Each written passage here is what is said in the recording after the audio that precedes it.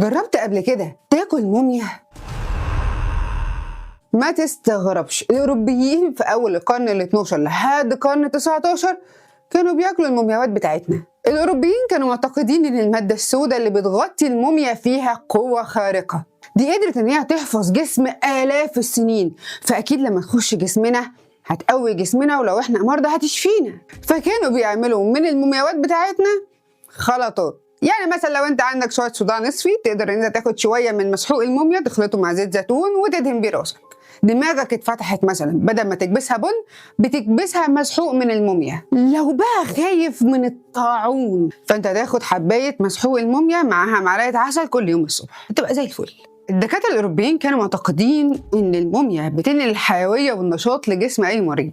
كل ده كوم، ومع بدايه القرن 19 العصر الفيكتوري ظهرت فيما يسمى حمى المومياوات.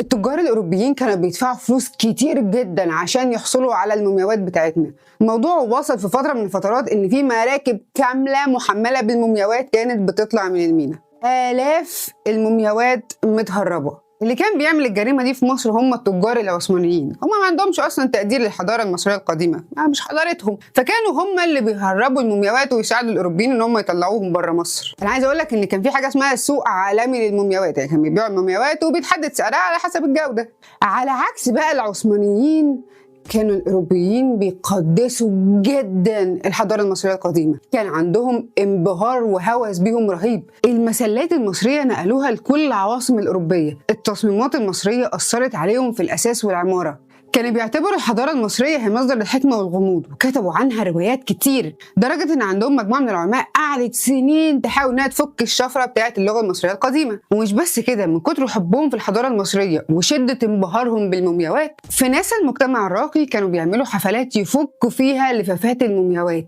ده كان حدث اجتماعي ضخم ومش أي حد يحضره كده. في نص كده القرن 19 ابتدى استخدام المومياوات في العلاج ان هو يقل، وابتدى يظهر استخدامات تانية خالص. عملوا من المومياوات لون او صبغة اسمها البني المومياوي. اشهر الفنانين الاوروبيين كانوا بيستخدموا هذا اللون في لوحاتهم. انت عندك اصلا الرسام ادوارد بورن جونز، لما عرف ان اللون اللي بيستخدمه في اللوحات بتاعته مصنوع من المومياوات، دفن اللوح في حديقة بيته وعمل لها جنازة. الفكرة ان الفنانين في الوقت ده كانوا مبسوطين جدا من اللون البني المومياوي، شفاف وبيدفي اللوحات بطريقة مميزة. ومع نهاية القرن 19 ابتدى الوعي يزيد، وبقى الفنانين بيرفضوا ان هم يستخدموا اللون ده في لوحاتهم. شوية شوية شوية اختفى من الأسواق.